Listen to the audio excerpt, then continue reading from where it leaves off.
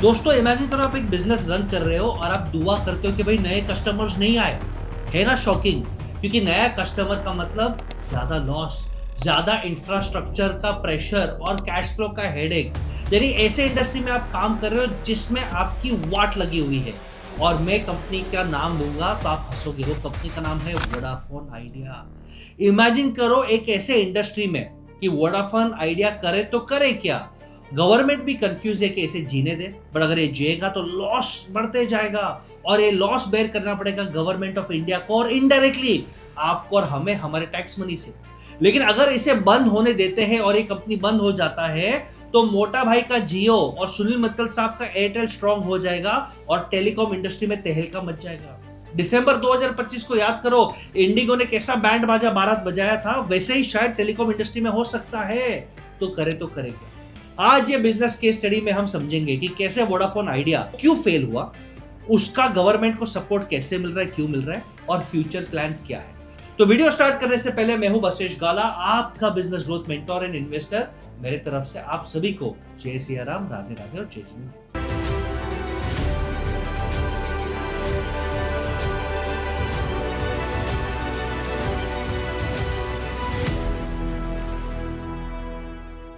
Understand करते late 1990s में India open up हो रहा था और इंडिया पूरे दुनिया के लिए एक ऐसा अपॉर्चुनिटी था और मोबाइल पेनिट्रेशन बढ़ रहा था।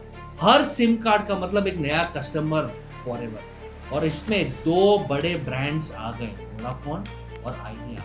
Idea was backed by Birla group, Vodafone एक इंटरनेशनल ग्रुप। ये प्रीमियम ब्रांड है जिसका फोकस यंगस्टर्स था, सिटी अर्बन था और स्ट्रॉन्ग आरपू यानी एवरेज रेवेन्यू पर यूजर।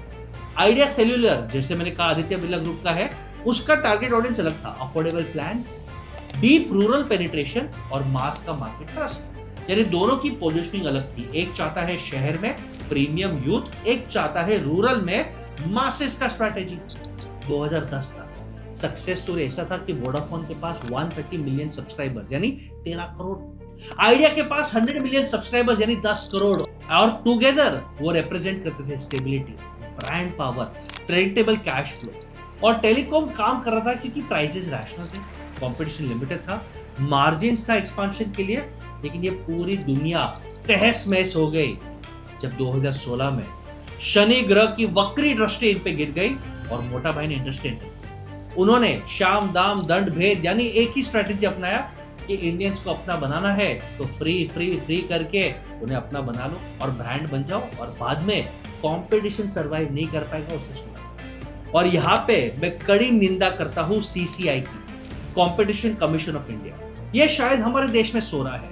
जब अडानी जी मैक्सिमम पोर्ट्स कंट्रोल कर रहे, कोई उन्हें नोटिस नहीं जाता। जब मोटा भाई प्रेडिटरी प्राइसिंग करके कंपटीशन को किल कर रहा है जो सस्टेनेबल नहीं है, आप फ्री में कैसे सर्व कर सकते हो, तब वो सोता है। जब इंडिगो मार्केट को डोमिनेट करके 60% मार्केट शेयर ले लेता है, तब वो सोता है और कांड होने के बाद जागता है और बोलता है अच्छे दिन आएंगे, और उसके बाद भी 1-2 महीने के बाद सब भूल जाता है। एनीवेज, केस स्टडी पे वापस फोकस करते तो जियो ने धमाका, फ्री वॉइस, फ्री डेटा और 4G फ्रॉम डे वन। अब आइडिया, वोडाफोन और बाकी जितने भी कंपनीज वो टाइम पे एक्टिव थे इंक्लूडिंग एयरटेल, वो 2G और 3G के इंफ्रास्ट्रक्चर पे सर्वाइव कि अचानक मोटा भाई ने बैकग्राउंड प्रिपरेशन करके बोल दिया कि 4G धन धनाधन ऐसा डेटा का अधीन कर दिया, एडिक्शन दे दिया कि वॉचमैन से लेके घर पे काम करने वाले तक, सेलिब्रिटीज से लेके साधारण मिडिल क्लास तक, और एक नया सेक्शन खड़ा हो गया कंटेंट कंजम्पशन का। लोग घंटों तक कंटेंट कंज्यूम कर रहे थे, यूट्यूब का, वीडियोस का, और फिर कंटेंट बनाने लग गए और एक सोशल मीडिया का एज इंडिया में आ गया। लेकिन ये कंपटीशन नहीं था, ये वाइप आउट था और इसके कारण इंडस्ट्री में आरपू कोलैप्स हो गया, एवरेज रेवेन्यू पर यूजर, मार्जिन्स खत्म हो गए और टेलीकॉम शिफ्ट हो गया to finance and infrastructure business. अब सर्विस में नहीं था।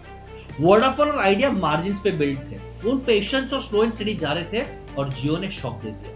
अब प्राइसिंग प्रेशर जैसे इनके ऊपर आया कि एक बाजू जियो फ्री में दे रहा है, फास्ट स्पीड दे रहा है 4G पे, आप कैसे सरवाइव करोगे, और एक थप्पड़ पड़ गया वोडाफोन और जोर का थप्पड़ पड़ा वोडाफोन और आइडिया दोनों को कि गवर्नमेंट के रेगुलेशन ने बोल दिया कि भाई आपने हमको प्रॉपर ड्यूज नहीं दिया है।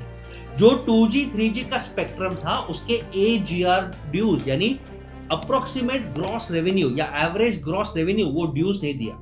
और 2019 में सुप्रीम कोर्ट ऑफ इंडिया ने बोल दिया कि भाई आपको ड्यूज देने पड़ेंगे, और वो ड्यूज में non telecom income, past revenues, interest penalty, ये सब आपको देना पड़ेगा। और वोडाफोन आइडिया के लिए ये था 58,000 करोड़, और ये अमाउंट कर्जे के नाम पे उन पे थोपा गया और बोला कि ये आपको चुकाना पड़ेगा, ये तो बंद हो गया। अब ये कोई फ्यूचर कॉस्ट नहीं है, ये कोई इन्वेस्टमेंट नहीं है, ये पास्ट के पाप है। पास्ट में आपने जो यूज किया इंफ्रास्ट्रक्चर पे स्पेक्ट्रम, जो फ्यूचर में काम नहीं आने वाला है, वो आपको देना पड़ेगा अभी कभी। और यहाँ पे मजबूरन 2018 में वोडाफोन इंडिया और आइडिया सेल्यूलर को शादी करनी पड़ी, वो मर्ज हो। क्यों? पेपर पे मेक सेंस कि इंडिया का लार्जेस्ट टेलीकॉम मर्जर हो जाएगा, सुनील मित्तल साहब के एयरटेल के सामने लड़ने का ताकत हो जाएगा, और मोटा भाई के सामने जीतने का एक हौसला मिल जाएगा। और ये कंपनी का वैल्यूएशन हो गया $23 billion, 400 million plus active subscribers, यानी 40 करोड़ से ज्यादा एक्टिव सब्सक्राइबर्स थे। लेकिन दोनों के बैलेंस शीट्स वीक थे, कैश फ्लो वीक थे, रेवेन्यू कम हो रहा था और लोन चुकाना था। पोस्ट मर्जर की हार्श रियलिटी यह है कि लाइबिलिटीज 1.3 लाख करोड़ क्रॉस हो गई, इंटीग्रेशन कॉस्ट बढ़ गया। क्यों? एक था सस्ता सुंदर टिकाऊ, एक था प्रीमियम। दोनों के एचआर, दोनों के सिस्टम, दोनों के मार्केटिंग, दोनों का इंफ्रास्ट्रक्चर, दोनों के दुकान, दोनों का पूरा माइंडसेट मर्ज करने में टाइम, कॉस्ट, एनर्जी, मनी सब गया, और company became too big to fail. अब 2024-25 पे ये नंबर्स पागल जैसे हो गए, कर्जा बढ़ते बढ़ते 2.3 लाख, एनुअल इंटरेस्ट कॉस्ट यानी सिर्फ ब्याज चुकाना सर्वाइवल के लिए 24,000 करोड़, और ऑपरेटिंग प्रॉफिट वो है 1,000 करोड़ मात्र। अब जो इंसान 1,000 करोड़ ऑपरेशन से कमाता है, उसको सिर्फ 24,000 करोड़ से ब्याज चुकाना है, ये कहाँ का मैथमेटिक्स? और Vodafone idea customers left right centre खो रहे थे क्योंकि वो अपग्रेड नहीं कर पा रहे थे, वो कॉस्ट कटिंग कर रहे थे, और एक बाजू जियो और एयरटेल अपने आप को स्टेबल बता रहे थे। कैपिटल मार्केट्स में भी तहलका हो गया, बैंक बंद हो गए फंडिंग देने के लिए, क्योंकि उन्हें लगता है कि यार ये बहुत रिस्क है, गवर्नमेंट के ड्यूज बाकी है, गवर्नमेंट कभी ना कभी इसे मार देगा। लेकिन NBFCs, non banking financial companies, जिनकी रिस्क एपेटाइट ज्यादा है, वो अंदर आ गए। रिसेंट बॉन्ड इश्यू हुआ, बॉन्ड का मतलब एक लोन होता है, वो इश्यू हुआ जहां पे 12% कूपन यानी महीने का 1% ब्याज, उस पे उनको पैसा मिल गया। High risk high yield structures पे आ गए, यानी लोगों को लगता है कि वोडाफोन आइडिया जी लेगा, इतने टाइम से जी रहा है, और ये कैपिटल ने उन्हें ब्रीदिंग स्पेस दी। अब गवर्नमेंट को बहुत दुविधा है कि करे तो करे क्या। अगर ये कंपनी के ऊपर ज्यादा प्रेशर डाल दिया तो वो बैंक्रप्सी क्लेम कर देगा, और बैंक्रप्सी क्लेम कर देगा तो कोलैप्स हो जाएगा, and it is too big to fail.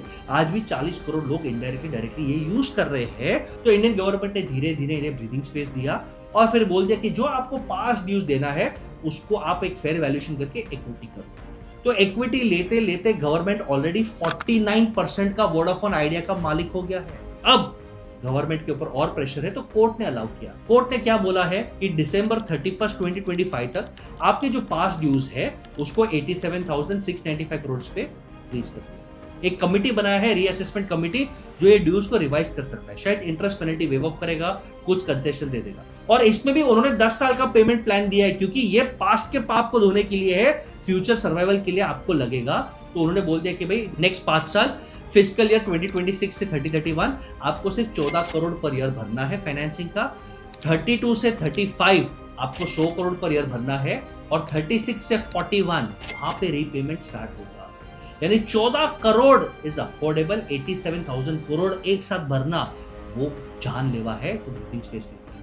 अब एडिशनल ड्यूज धीरे धीरे बढ़ रहे हैं, तो वहां पे उन्हें इंस्टॉलमेंट मिल रहा है, गवर्नमेंट सपोर्ट मिल रहा है, और यहाँ पे स्टॉक जंप हो गया, 8% जंप हो गया मार्केट में। अब लगता है कि ये सर्वाइव करेंगे। इससे 4 सीख मैं शेयर करूंगा ये केस स्टडी से। सीख number 1, government needs to have a strong CCI. एक रूल बना दो कि जब तक इंडस्ट्री में एटलीस्ट 7 कॉम्पिटिटिव प्लेयर्स नहीं है और कोई भी एक प्लेयर के पास 30% से ज्यादा मार्केट शेयर नहीं होता है, हम एक्स्ट्रा टैक्स और पेनल्टी सक्सेसफुल कंपनीज पे लगाएंगे।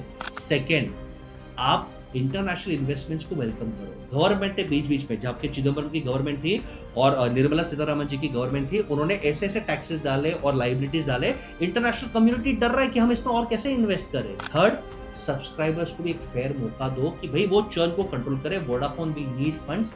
और फोर्थ, ये सबसे इंपॉर्टेंट लर्निंग है आपके लिए, आप हो छोटे मोटे एंटरप्रेन्योर, आपके इंडस्ट्री में कल उठ के जैसे हो रहा है, अगर Tata, Birla, Adanis, Ambanis, Walmart, Flipkart, e commerce या एआई आ गया, आप कैसे कंपीट करोगे? उन्होंने फ्री का प्राइसिंग दिया, उनके पास ब्रांड है, उनके पास गवर्नमेंट का सपोर्ट है। भाई वोडाफोन आइडिया को गवर्नमेंट ने बोल दिया कुछ आपका कर्जा माफ किया, इक्विटी दे दो, आपके बिजनेस में क्या गवर्नमेंट आएगा? नहीं आएगा। तो भाई साहब कमर कस लो, आगे का टाइम बहुत टफ है और एक्साइटिंग है। 100x का माइंडसेट रखो, एआई को अपनाओ, सिस्टम्स को अपनाओ, स्ट्रेटेजी को अपनाओ और अपने बिजनेस को मजबूत करो, नहीं तो एक दिन आपका भी धंधा ठप हो जाएगा। ये बिजनेस केस स्टडी कैसे लगा कमेंट में जरूर बताना और ऐसे शानदार कंटेंट के लिए keep following business with Vashishtha.